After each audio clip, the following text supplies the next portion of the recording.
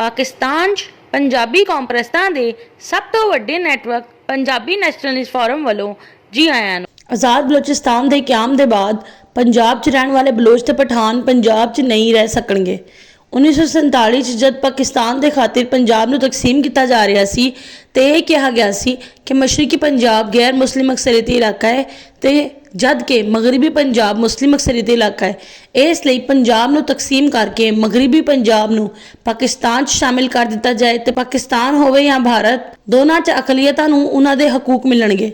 पाकिस्तान गैर मुसलमां दे हकूक का ख्याल रखेगा। इसलिए पाकिस्तान दे पंजाब च हिंदू पंजाबियां ते सिख पंजाबियां दे हकूक का ख्याल रखा जाएगा। भारत मुसलमानों के हकूक का ख्याल रखेगा।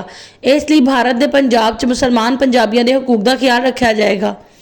इसलिए मशरकी पंजाब के मुसलमान पंजाबी पंजाब नूं तकसीम करने के बाद भी मशरकी पंजाब च ही रहणगे ते मगरबी पंजाब के हिंदू पंजाबी ते सिख पंजाबी मगरबी पंजाब च ही रहणगे।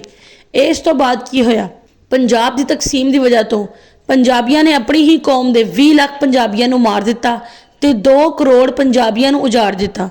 1947 च जब पंजाब तकसीम होया ते मशरकी पंजाब चों मुसलमान पंजाबियों नूं मगरबी पंजाब तो हिंदू पंजाबियों ते सिख पंजाबियों नूं मशरकी पंजाब मुंतकिल होना पिया सी। इस नकल मकानी की वजह तो 20 लाख पंजाबी मारे गए सी ते 2 करोड़ पंजाबी दरबदर होए सी। बलोचिस्तान जिथे सी अरसे दराज तो पंजाबियों दी लाशां पंजाब आउंदियां रहिंदियां ने।